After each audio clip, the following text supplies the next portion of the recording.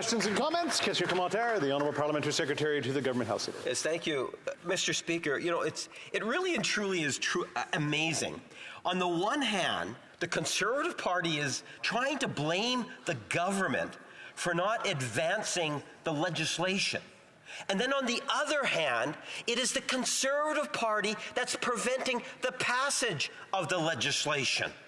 It's truly amazing how the member can stand in his place and be critical of us because of their behavior, Mr. Speaker. Take a look at what it is that the member is actually debating today. Today we're debating a motion to prevent the bill from passing because they want to delete the short title of the legislation. It's Conservative filibuster. So on the one hand, you can't criticize the government for not passing the legislation when you are the problem. The Conservative Party and the leadership of the Conservative Party do not want the legislation to pass. Does the member not see the hypocrisy in that? The Honourable Member for Sturgeon River Parkland. Thank you, Mr. Speaker. And time again, this is what this NDP Liberal government does. They hold their legislation until the last possible minute, and then they tell Parliament that we can't have a debate on this legislation.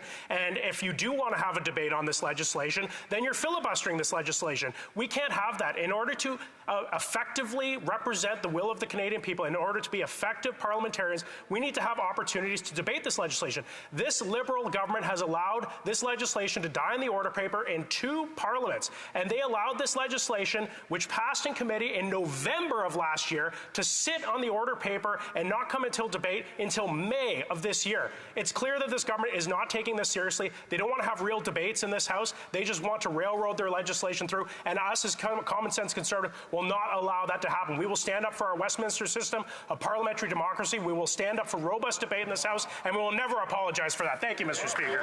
Questions and comments? The Honourable Member New Westminster Burnaby.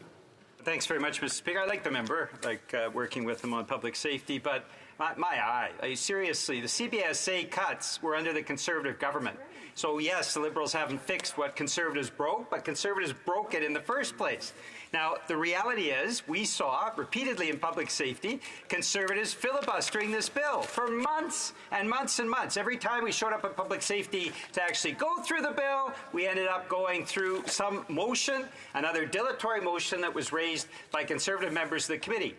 Now, reality is, what we are debating today is the deletion of the short title, the cost to taxpayers of the hours of debate around this Conservative fringe motion that is only in place to delay this legislation is going to be tens of thousands of dollars, and we don't get to third reading debate, which I would agree. It would be an important debate to have.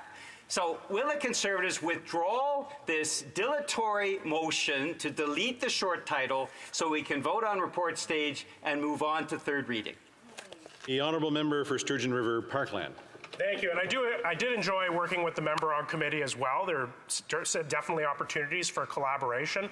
I'm a collaborative kind of MP, but this is part and parcel of what we've seen from this NDP Liberal government. We have an NDP party that's more aggressive about passing government legislation without proper review and debate than this government is. And this NDP Liberal government just wants to railroad things through. And we have to remember what happened last fall, is that Canadians wanted answers about Paul Bernardo's transfer from a maximum to a medium security prison. And this NDP Liberal government refused to allow Canadians to get those answers. We as Conservatives we were open to even having one meeting on this, but instead it was this Liberal NDP government that were desperate to cover this up, desperate not to have a conversation, and they kept this committee dragged out for months and months so that C-20 was delayed until November. Thank you, Mr. Speaker.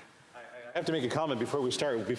We go to the next speaker. But I always hope Friday that people are tired and they keep their comments short and the questions short, so everybody can participate in it. Just a reminder that we try to keep going so that we can keep everybody gets an opportunity to ask questions and comments during this, because I know I want everyone to have an opportunity to participate.